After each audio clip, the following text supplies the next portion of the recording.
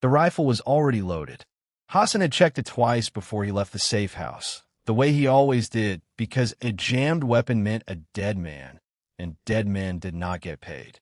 He walked the narrow stone streets of Karakash with his keffiyeh pulled low over his brow, past the shuttered shops and the old bell tower that the town's Christians still refused to tear down, even after everything that had happened to them, even after the fires and the fleeing and the years of exile before some of them dared to come back and rebuild what was left of their homes. He had been given a name, an address, and a simple instruction. The Youssef family had been marked as a problem. They were hosting secret meetings in their home, teaching children about a faith that his commanders considered a threat that had to be removed before it spread any further through the town. Hassan did not ask questions about why. He had learned a long time ago that questions were a luxury men in his position could not afford. If you're new to this channel, welcome to Life, Jet, and Truth, the place where we bring you real stories of transformation, of lives that were headed toward destruction until something greater intervened and changed the course of everything. Stories like the one you are about to hear are why this channel exists. Because somewhere out there tonight, there's a person who feels just as far gone as the man in this story felt. And I want them to know that no one is ever too far for grace to reach. Hassan reached the wooden door at the end of the alley just as the sun was beginning to dip behind the rooftops, painting the stone walls in a deep amber that almost looked like fire. He had done this before. 3 times before, if he was honest with himself, though he tried not to be honest with himself about that particular number very often. The plan was simple. Knock. Wait for whoever answered. Finish it quickly, before neighbors noticed, before there was time for anyone to scream loud enough to matter. He had done it fast every time, because fast was merciful, or so he told himself in the moments after, lying awake and staring at ceilings that never quite let him sleep. His hand closed around the iron knocker on the door, cold under his fingers despite the warmth of the evening, and for reasons he could not explain even to himself, his hand paused there, hovering before it fell. Inside, Boutros Youssef heard the knock and felt his wife Rania go still beside him in the kitchen doorway. Their son Fadi, 8 years old and already sensing more than children his age should have to sense in that part of the world, reached for his little sister Nadia's hand without being told to. Boutros walked toward the door with his heart hammering against his ribs, because in Karakash, in those years, an unexpected knock at dusk was rarely good news, and some part of him, some quiet instinct he had learned to trust, told him that tonight was no different. If this story is touching you already, do me a favor and hit that subscribe button and turn on notifications, because what happens next in this house is something you will not want to miss, and stories like this deserve to reach more people who need to hear them tonight. Boutros stood in the doorway with his hand still resting on the frame, and for 3 full seconds neither man said a word. Hassan's eyes moved past him, quick and practiced, cataloging the room behind him the way he had been trained to, the low table with cups of tea still steaming, the small wooden cross mounted on the far wall, the woman standing near the kitchen with her arms wrapped protectively around herself, the 2 children pressed close to her side, watching him with the kind of wide, unguarded fear that only children have not yet learned to hide. Boutros Youssef, Hassan said, and it was not a question. I am Boutros, he answered, and his voice, to his own surprise, came out steady. Can I help you, brother? The word brother seemed to catch Hassan off guard, though his face gave away nothing. He had heard that word aimed at him before by men who were trying to survive their last few minutes, men who thought kindness might soften a soldier's resolve. It never had, but something in the way Boutros said it felt different, less like a plea and more like he actually meant it, as if he were speaking to a man rather than an assignment. Rania had gone rigid by the kitchen doorway. She recognized the look of a man who had come with orders, because she had seen that look before, years earlier, in a different town, on a different night that had cost her family more than she liked to remember. She wanted to grab the children and run for the back room, but some instinct told her that any sudden movement now might be the very thing that decided what happened next. Hassan's fingers tightened on the strap of the rifle across his shoulder. He had rehearsed this moment 100 times on the walk over, had told himself exactly how it would go, quick and clean, no hesitation, in and out before the street even noticed. But standing here now, looking at a man who had called him brother while staring down the barrel of his own likely death, something in Hassan's chest twisted in a way he did not have language for yet. "I was told you hold meetings here," Hassan said finally, his voice lower now, almost private, as if he did not want the words to carry past the doorway. "Meetings that teach children things they should not be taught." Boutros did not flinch. "We teach them that they are loved," he said. "That is the whole of it. I will not pretend to be something I am not, even to save my own life. If that is a crime to the men who sent you, then I suppose I am guilty of it. If you have made it this far in the story, I want to ask you something honestly. Have you ever stood at a crossroads where telling the truth could cost you everything, and you had to decide in a single breath whether you would still choose it? Type "still choosing" in the comments if you know exactly what that feels like, because Boutros' answer in the next few seconds would either end his family's story that evening or begin something none of them could have imagined. Hassan's hand moved toward the rifle strap, and behind him the last light of the sun slipped fully behind the rooftops, throwing the alley into shadow. The shadows in the alley deepened, and somewhere down the street a dog began barking at nothing, the sound sharp and sudden in the stillness.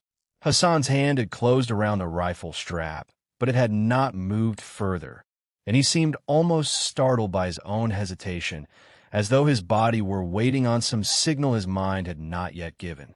Nadia, 6 years old and too young to fully understand what was happening, but old enough to feel the fear radiating off her mother, began to whimper softly. Rania pulled her closer and pressed a hand gently over Fadi's shoulder, holding both children against her as if she could shield them from a bullet with nothing but her own body and her will. She did not look away from Hassan. She had learned long ago that looking away from danger never made it smaller, only closer. "You have a family," Boutros said quietly, his eyes steady on Hassan's face. It was not a question either. There was something in the way the younger man's shoulders carried themselves, a weight that Boutros recognized, the particular exhaustion of someone who was tired in a place words could not reach. Hassan's jaw tightened. "That is not your concern." "No," Boutros agreed, "but I think it is yours. I think about it more than you want me to know." For a moment Hassan said nothing.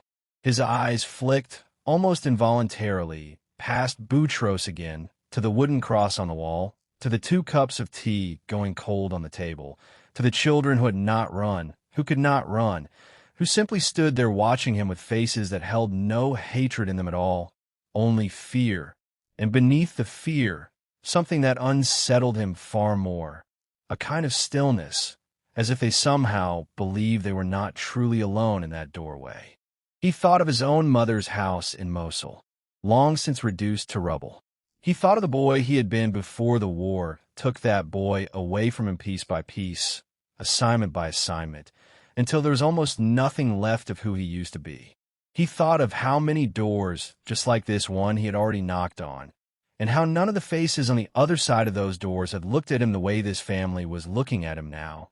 Without the venom he had come to expect, without the last desperate bargaining he had grown almost numb to.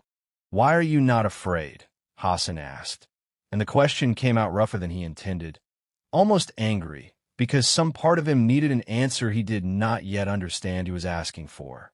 Boutros held his gaze. "I did not say we are not afraid," he said softly. "I said we are not alone. There is a difference, brother, and it is the only reason I'm still able to speak to you right now instead of screaming." Something in Hassan's chest cracked, quiet and invisible, the way ice cracks beneath weight long before it gives way completely. If you feel that shift happening in Hassan right now the way I do, drop a comment letting me know what you think he's going to do next, because I promise you what happens in the next few minutes inside that home changes the entire direction of this story. And this next part is the reason I wanted to bring this testimony to you in the first place. Hassan's hand slid slowly away from the rifle strap. Hassan's hand fell away from the rifle strap entirely now, and it hung loose at his side, useless, as though the weapon itself had suddenly become foreign to him, an object belonging to some other man's life rather than his own. He stood there in the doorway of the Youssef home, with the evening wind moving through the alley behind him, and for the first time in longer than he could remember, he did not know what he was supposed to do next. Every assignment before this one had come with a clear ending already written in his mind before he ever knocked. This one had no ending. It only had this family standing in front of him, unmoved, unarmed, and somehow unbroken. "I was sent here to kill you," Hassan said, and the words left his mouth flat and strange, as if he were hearing them for the first time himself, as if saying them aloud made the weight of them fully real in a way that carrying them silently through the streets had not. Rania's breath caught audibly. Fadi's small hand tightened around his sister's. But Boutros did not step back, and he did not reach for anything to defend himself with, because there was nothing in that house he trusted more than the truth he had already spoken. "I know," Boutros said quietly. Hassan blinked. "You knew, and you still let me stand here talking." "I did not let you do anything," Boutros answered.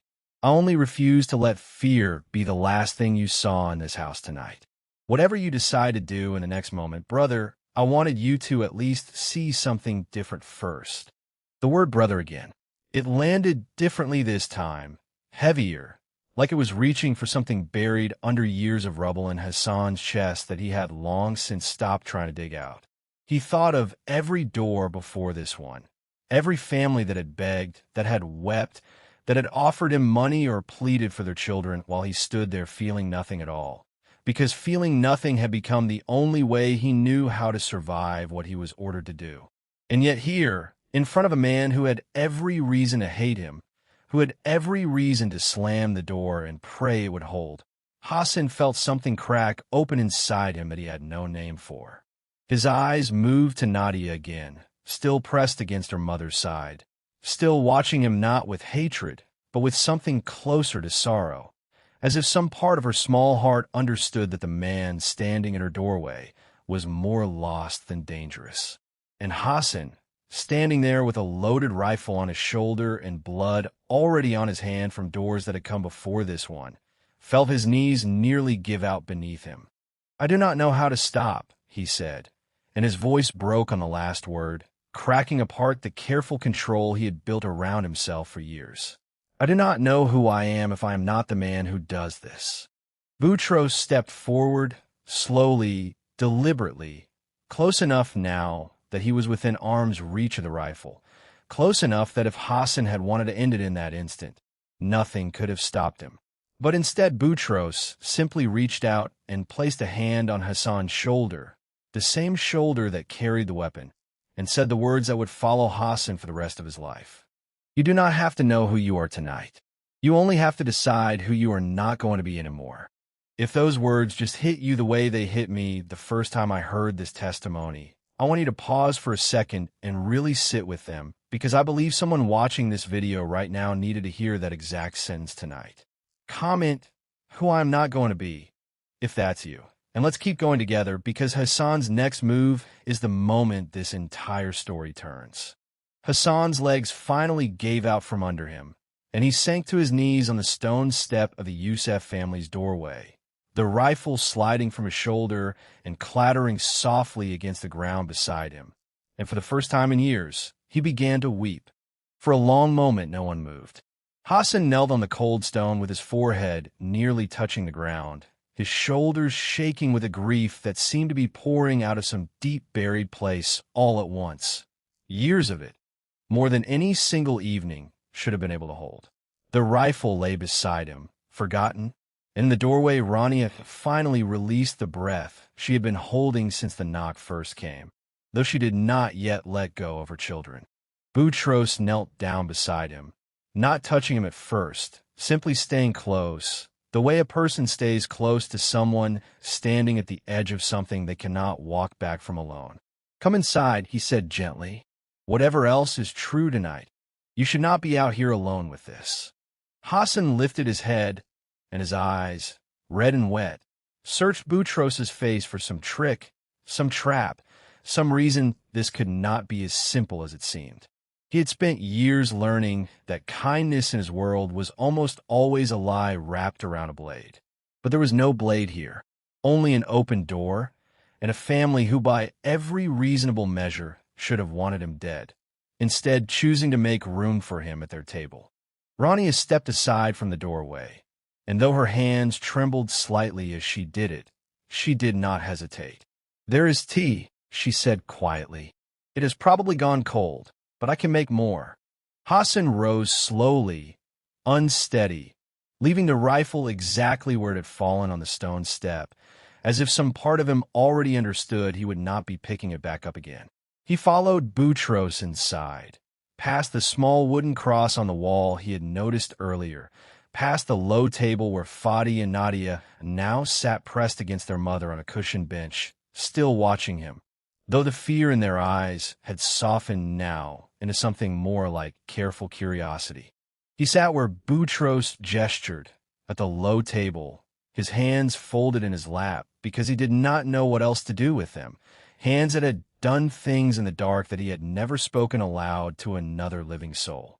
Rania set a fresh cup of tea in front of him without a word, and the simple, ordinary kindness of it, steam rising off a cup of tea in the home of the family he had come to destroy, undid something in him all over again. "Why?" Hassan finally managed to ask, his voice hoarse. "Why did you not scream? Why did you not fight me, or beg me, or try to run? You had children in this house." Boutros sat across from him, his own tea untouched. "Because I have learned something in this life, brother, that I wish someone had told me when I was your age. Fear can make a man dangerous, but it can never make him free. I did not want my children's last memory of their father to be a man who was ruled by fear in his final moment. I wanted them to see a man who trusted something greater than the danger in front of him." Hassan's hands tightened around the warm cup. "Trusted what?"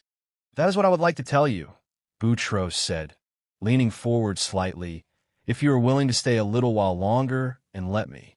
If this moment is stirring something in you the way it stirred something in Hassan, I want to invite you to do one simple thing before we go any further into this testimony. Subscribe to this channel right now, if you have not already, because we bring stories like this one every single week, true accounts of transformation that remind us no heart is ever too hardened and no night is ever too dark for a new beginning to walk through the door. Hassan looked around the small room once more, at the cross on the wall, at the children who no longer flinched when he moved, at the man across from him who had every right to hate him and instead was offering him tea and a seat at his table. And for the first time in years, Hassan felt something inside his chest that was not fear and was not the cold emptiness he had trained himself to live inside. It felt, strangely, like the beginning of hope. Boutros wrapped both hands around his own cup of tea, though he still did not drink from it. And for a moment, he simply looked at Hassan the way a man looks at someone he recognizes something of himself in. "I was not always the man sitting across from you tonight," he began. "There was a time when I thought faith was only something my grandmother clung to because she was too old and too tired to be angry anymore. I did not understand it. I did not want it. And then the war came to this town, and I watched it take almost everything I loved." Rania, standing near the kitchen doorway now, with a dish towel still in her hands, went quiet, her eyes distant for a moment, as if the memory Boutros was reaching for was one she carried too, in her own way. "We fled from here once," Boutros continued. "Years ago, when the fighters first came through Karakash. We left with nothing but the clothes on our backs and whatever we could carry in our arms. I remember walking for 2 days with Fadi as a baby, not knowing if we would find water, not knowing if we would find anyone left alive who cared whether we lived or died. And in that time, brother, I was so angry. I was angry at the men who did this. I was angry at the silence of heaven while it happened. I did not understand why a God who was supposed to be good would let a family like mine walk through something like that." Hassan said nothing, but he was listening now with his whole body, leaned forward, the tea forgotten in front of him. There was a night on that road, Boutros said, his voice dropping lower, when I thought we would not make it to morning. Nadia was not born yet, but Rania was carrying her, and she was so weak from the walking that I did not know how much further she could go.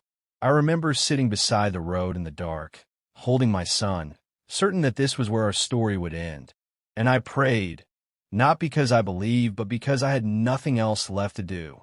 I told God that if he was real, if he was truly there in the way my grandmother always said he was, I needed him to show me, because I could not carry my family one more step on my own strength.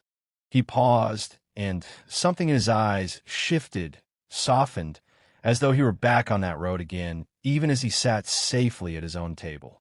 A stranger found us that night, an old man traveling with a small cart, who gave us water and bread and walked with us until we reached a village where we could rest. He never told us his name. He never asked for anything in return. And before he left us the next morning, he said something to me I have never forgotten. He said, "The God you are angry at is the same God who sent me to find you." And then he was gone, and I never saw him again. Hassan's throat tightened, and he found himself thinking, unbidden, of every door he had knocked on where no stranger had come to answer, where the story had ended exactly where the fear had said it would. I do not tell you this to convince you of anything with words alone, Boutros said gently. I tell you because I understand what it is to sit in darkness and wonder if anyone is coming. And I believe, brother, with everything in me, that someone was sent to your door tonight too, in a way you did not expect. If this part of the testimony is resonating with you the way it resonated with Hassan in that room, I want to ask you honestly, has there ever been a night in your own life where you were certain you were alone, and then something or someone showed up that you cannot fully explain? Drop it in the comments below, because I read every single one, and I believe your story might be exactly what someone else scrolling through these comments needs to see tonight. Hassan lifted his eyes from the cup in front of him, and for the first time since he had knelt weeping on the stone step outside, he asked a question that surprised even himself. Do you think it is too late for a man like me? I have heard men say there is a point of no return, Boutros said finally. A place a person can go where grace can no longer follow them. I do not believe that anymore, brother. I used to, but I have come to believe that the very fact you are sitting at this table, weeping over what you have done instead of finishing what you came here to do, tells me something. It tells me that whatever is left of the man you used to be before all of this, before the war, before the orders, before the doors, that man is not dead yet. He is buried, but he is not dead. Hassan's hands were trembling now around the cup, and he set it down carefully, as if he did not trust his own grip. You do not know what I have done, he said, his voice barely above a whisper. You do not know how many doors, how many families. I do not deserve to sit in this house. I do not deserve this tea. I do not deserve to be looked at the way your children are looking at me right now, without hatred. You are right, Boutros said, and the bluntness of it seemed to startle Hassan more than any gentle reassurance could have. You do not deserve it. Neither did I deserve the stranger who found us on that road. Neither does any of us deserve the second chance we were given. That is the entire point, brother. It was never about what we deserve. If it were, none of us would have any hope at all. Rania came and sat beside her husband now, and though her voice was quiet when she spoke, it carried a kind of strength that made Hassan look up. I watched you standing in our doorway tonight, she said. I have seen men come to that door before with hate already decided in their hearts. Men who would not have hesitated for even a second. Men whose eyes had nothing left behind them. Your eyes were not like that. I saw a man who was already at war with himself before you ever knocked. I think some part of you was hoping we would not open that door in fear. I think some part of you was hoping to be stopped. Hassan closed his eyes, and the tears came again, quieter this time, less like a breaking and more like something being emptied out on purpose. I did not know it myself until this moment, he admitted.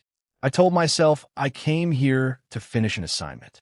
But I think I've been standing at doors for months now, waiting for someone to say what you just said to me. Boutros reached across the table and placed his hand over Hassan's. "Then let this be the door where it ends," he said. "Not your life, brother. The life you have been living. Let it end here, tonight, at this table, and let something new begin in its place. If you have ever needed someone to tell you that your past does not get the final word over your future, I want you to hear it clearly right now, because that truth is not just for Hassan sitting at that table. It is for whoever is watching this video tonight and feels like the weight of their own choices has already disqualified them from anything good. It has not. Comment, "not disqualified," if you receive that tonight, and let's carry this story forward together. Hassan opened his eyes, and for the first time since he had walked into that house, his voice was steady when he spoke. "Then tell me," he said. "Tell me everything. I want to know the God who sends strangers to roads and children to doors." While Hassan sat in the warm light of the Youssef family's home, several streets away, in a rented room above a shuttered market stall, a man named Karam checked his watch for the third time in an hour.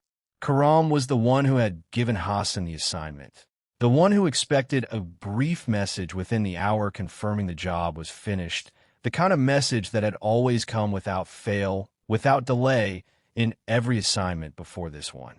The silence tonight sat wrong with him. He lit his cigarette and told himself it was nothing, that Hassan was simply being careful, that there was no reason yet to worry.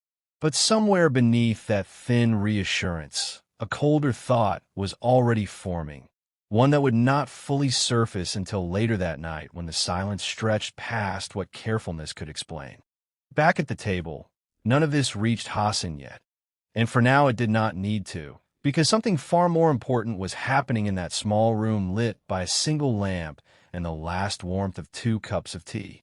"I will tell you plainly, brother," Boutros said, "because I think you have had enough of men who speak to you in riddles and half-truths. What I believe is this: there is a God who made you, who has never stopped loving you, even on the nights you have spent doing the very things that would break his heart. I believe his son came into this world, lived among us, and was killed unjustly, the way so many innocent people have been killed unjustly in this very town. But I believe he did not stay dead. I believe he rose, and in doing so, he proved that no darkness, not even the darkness you're carrying tonight, gets the final word." Hassan listened with an intensity that surprised him, the way a starving man listens to someone describe a meal he has never tasted but has somehow always hungered for. "Why would he want anything to do with someone like me?" he asked. "I did not come to your door to be saved. I came to end your family's life. And yet here you are," Boutros said, "sitting at our table instead of standing over our bodies. I do not think that is something you did on your own, brother.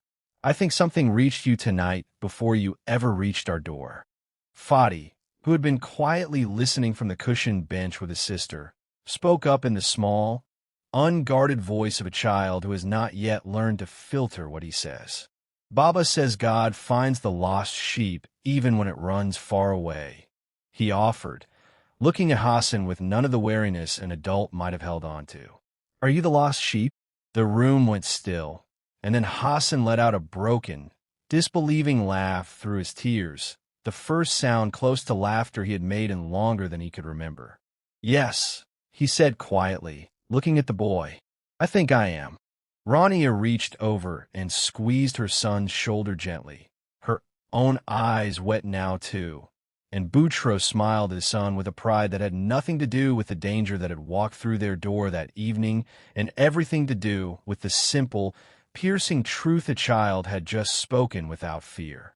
"There is a verse my grandmother used to say to me," Boutros continued, turning back to Hassan, "from the prophet Isaiah.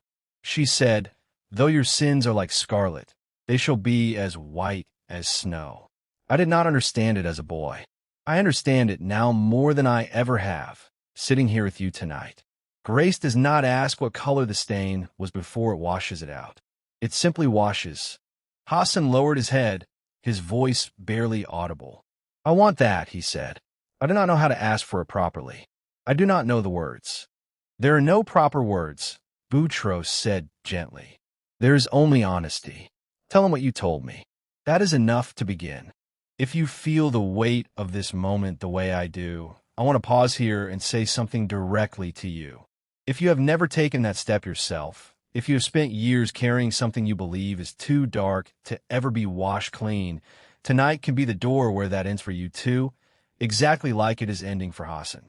Comment, I want that, if that is you right now, and do not be ashamed of it, because that is exactly where every true transformation begins. Hassan closed his eyes, and in a voice trembling but sure, he began, for the first time in his life, to pray honestly, with no rifle on his shoulder and no mask over his face, only the truth. Hassan's prayer that night was not eloquent. It was broken, halting, full of long pauses where he seemed to be searching for words that had never been asked of him before. He confessed things at that table he had never spoken aloud, not to a commanding officer, not to a fellow soldier, not even fully to himself in the silence of his own mind. He spoke of doors he had knocked on before this one, of the weight he carried that had no name until Boutros had given him permission to call it what it was. Rania wept quietly beside her husband. Fadi and Nadia sat close together, watching a grown man come undone and remade in the same breath, too young to understand all of it, old enough to know that something sacred was happening in their home. When Hassan finally lifted his head, something in his face had changed, not dramatically, not like the lifting of a curse in a single instant, but quietly, the way dawn changes a sky that only a moment before had been entirely dark. I do not know what happens now, he admitted. I do not know how a man like me starts over. None of us know that fully when we begin, Boutros said. You simply take the next step in front of you, and then the one after that.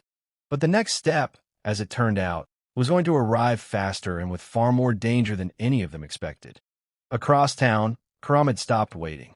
He had sent a runner to the address Hassan had been given, a boy no older than 15 who did small errands for men like Karam in exchange for money his family desperately needed. The boy returned within a half hour, breathless, reporting that he had seen a rifle lying abandoned on the stone step outside a house at the edge of the old quarter, and no sign of the man who was supposed to have used it. Karam's jaw tightened. In his line of work, an abandoned weapon told a very specific story, and it was rarely a story that ended well for the men involved. He gathered 2 others without hesitation, men whose loyalty to the cause had never wavered, whose eyes carried none of the war Hassans had carried. Only conviction hardened into something closer to cruelty. Within minutes, they were moving through the darkened streets of Karakash toward the same alley Hassan had walked down hours earlier. And this time, there would be no hesitation at the door. Inside the Youssef home, none of them yet knew what was approaching, but Boutros, ever watchful, noticed the change in Hassan's posture the moment the younger man's ears caught something the rest of them had missed, the faint, distant sound of boots moving with purpose through the quiet street outside. They will have noticed by now, Hassan said, rising quickly from the table, his voice sharp with a fear that was no longer for himself alone.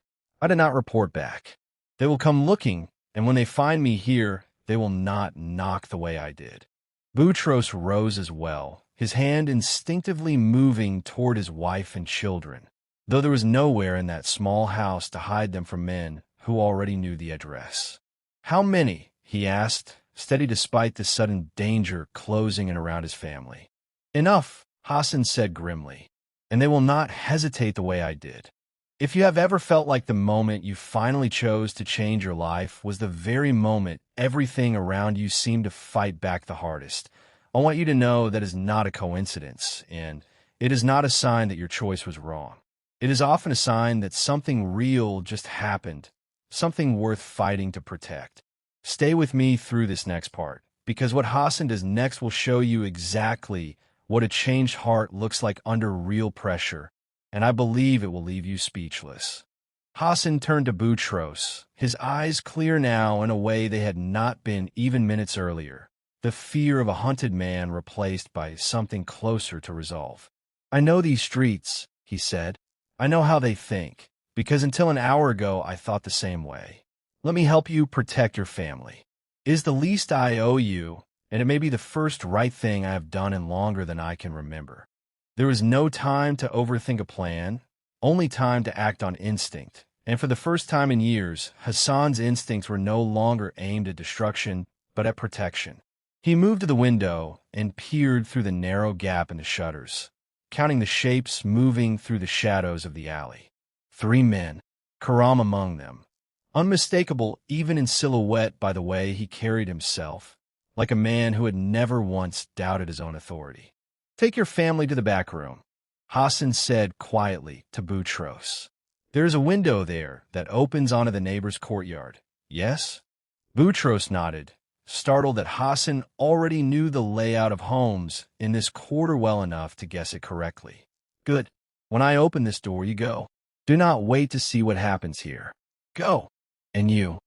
Rania asked, already gathering Nadia into her arms, Fadi gripping the edge of her sleeve. I'm the reason they are coming, Hassan said simply. Let me be the reason they stop. Boutros hesitated only a moment before placing a hand firmly on Hassan's shoulder. You do not have to buy this with your life, brother. That is not how grace works. Come with us. There is no time to argue this, Hassan said, and for the first time that night, there was something almost like peace in his voice rather than fear. I spent my life taking. Let me spend the night giving something back instead. The knock came then, hard and impatient, nothing like the hesitant sound Hassan's own knuckles had made on that same door hours earlier. Boutros ushered his family toward the back room, and as they slipped through the narrow doorway into the dark of the courtyard beyond, Hassan opened the front door and stepped outside, pulling it shut behind him, placing himself between the danger and the family he had come to kill and instead had come to love. Karam's eyes narrowed as he took in Hassan standing alone on the step, no rifle in his hands, his expression unreadable in the dim light. Where is the family? Karam demanded. Why did you not report? They are gone, Hassan said, which was, in its own way, entirely true. And I am done with this life, Karam. I will not raise a hand against that family, and I will not raise a hand against you either, but I am not moving from this door. What followed was tense, and for several long moments it seemed as though the night might end in violence after all. But something about the calm certainty in Hassan's voice, something about a man so clearly unafraid of a death he had once dealt out to others without a second thought, unsettled Karam in a way he could not immediately explain. Words were exchanged, threats were made, and in the end, whether from confusion, from the sound of distant neighbors beginning to stir at the noise, or from something none of the men standing in that alley could fully name, Karam and his companions withdrew into the night, leaving Hassan standing alone on the step, alive, shaking, but unharmed. He did not return to that alley again after that night. Within days, with the quiet help of a network Boutros trusted, contacts who had helped families flee danger before, Hassan left Karakash behind entirely, resettling far from the men who had once called him brother in a very different sense than Boutros ever had. He would go on to spend years serving quietly alongside communities much like the one that had shown him mercy that night, never seeking recognition, only seeking to give back some small measure of what had been given to him at a table over 2 cups of tea that had long since gone cold. Boutros and Rania raised Fadi and Nadia in that same home, telling them for years afterward the story of the night a stranger came to their door with a weapon on his shoulder and left with nothing but a changed heart. And on quiet evenings, when Fadi asked his father why they had shown kindness to a man who came to hurt them, Boutros always gave him the same answer. Because someone showed kindness to us first when we did not deserve it either. That is the whole of the gospel, my son. It was never about what anyone deserved. There is a passage in the book of Romans that says while we were still sinners, Christ died for us. It does not say once we cleaned ourselves up. It does not say once we had earned it. It says while we were still sinners, still enemies, still standing at the door with the wrong intentions in our hearts, love reached us anyway. That is the lesson at the center of Hassan's story, And I believe it is the lesson many of you watching tonight needed to hear too. You do not have to have your life in order before grace is willing to sit down at the table with you. You only have to stop long enough to let the door open. If this story moved you tonight, I want to ask you to do 3 things before you go. First, subscribe to this channel and turn on notifications because we bring true stories of transformation like this one every single week, and I do not want you to miss a single one. Second, share this video with someone in your life who feels like they're too far gone, too hardened, too far past the point of return, because I promise you they are not, and this story might be the very door that reaches them. And third, if tonight is the night you want to stop carrying whatever weight you have been carrying alone, I want you to know you do not have to knock on that door by yourself. It has already been opened for you. Thank you for watching Life, Jet, and Truth. Until next time, may you always remember that no heart is too far gone, and no night is too dark for a new beginning to walk.